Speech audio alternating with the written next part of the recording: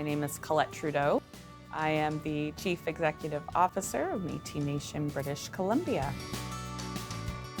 Métis Nation, British Columbia represents the collectively held Section 35 rights of Métis people in the province. Through colonization and other systems, this authority and these rights were taken away by government. We want them back, and we want to bring our children home. And we need to do that through the existing political processes in Canada.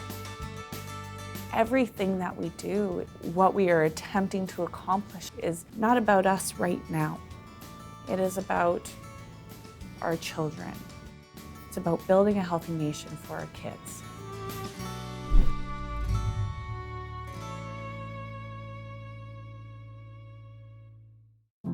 When I was in care, I only met my social worker once, and he had promised to have coffee with me and we'd chat. And that was the last time I ever talked to a social worker. My whole point in being in care. My dad was formerly an alcoholic, but was still very aggressive. I would describe him as a dry drunk. It got to a point where it was just not plausible for me to live at home anymore. And then when I turned 16, I entered into a youth agreement with the ministry. Because I was 18, when I finished being in care, or when I dropped out, I wasn't eligible for any of the programs because I didn't properly age out at the age of 19. There was no person, I would say, that was there to talk to or mentor with or learn from. And when I did decide that I was going to be leaving, that's a cry for help. That's when someone is in the biggest moment of their trauma, when they're spiraling. That's when someone should be stepping in and helping a child, because that's what we were. We were children. Nobody stepped in and nobody helped us. I don't recall getting a single call from a social worker or anything like that checking in on me. And as far as being devoid of that Métis culture, I felt like I kind of had no identity, especially when my dad passed, because he was the one connection I had to that family history. I was completely disconnected from my culture. They never took into consideration at all about my culture.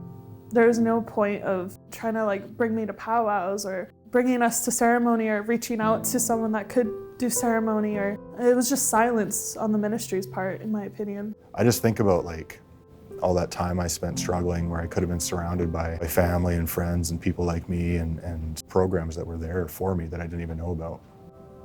Our kids are here. We have over 25,000 people who are registered with MNBC, that have chosen their leadership, who have given us the authority to represent their collectively held Section 35 rights. And through UNDRIP and DRIPA and UNDA and all of those great pieces of alleged law, we have to continue to fight for our kids, because the government would rather see our kids get lost in a system in this area of truth and reconciliation than to recognize an Indigenous governing body that has been clearly chosen by the people. Nick's problems with methamphetamine really started when we moved to Chilliwack. It got really bad around January of 2015. On March 31st, it assaulted his mother when she took his phone away. He had assaulted her by actually holding a machete to her throat. He held her up against the wall.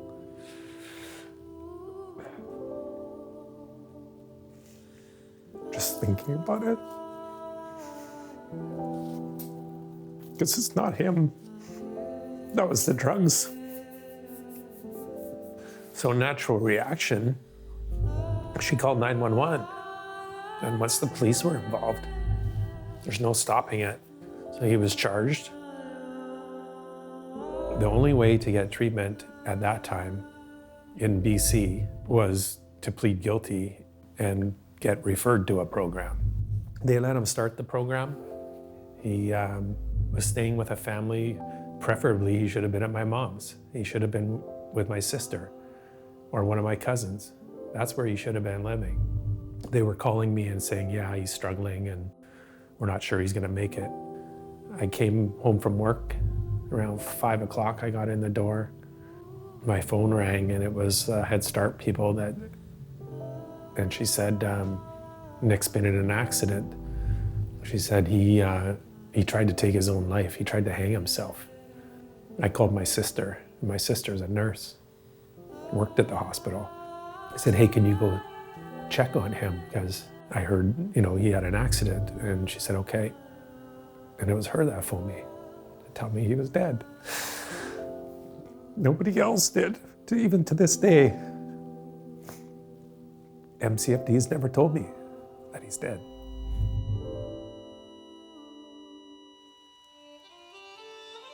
In BC, you are required to have Indigenous governing body status to file for a coordination agreement with the province for jurisdiction.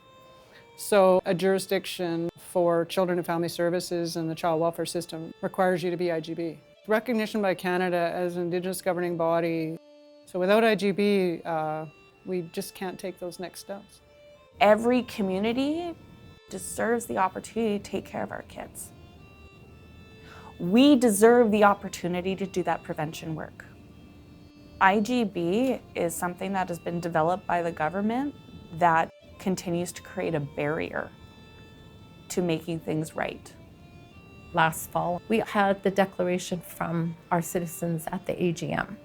That was a historic declaration. It was our citizens giving us the authority as MNBC to act on behalf of their children and their families.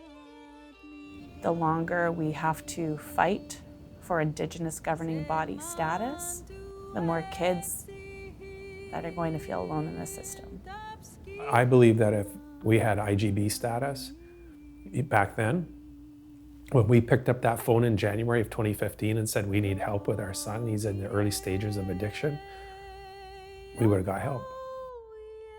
I just think about the opportunities, think of all the youth we could bring together, to work together, to be a part of programs together, to grow together and go through the process and prepare for when the aging out process comes so that they're transitioned into MNBC services. We're trying to connect to our families and support them, and yet they're not enabling us to put a process in place to make that happen.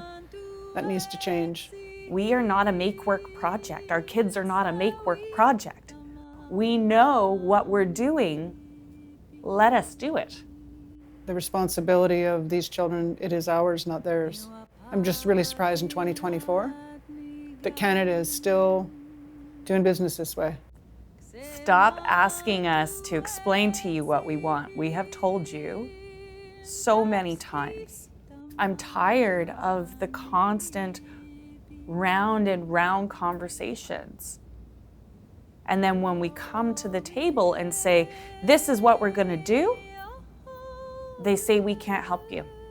You can't help us, therefore you can't help your kids. I don't think they understand the message that's behind that. The message behind that is you don't matter, your kids don't matter. We know what we want, we know what we need, let us do the work. Fix your system, let our kids come home.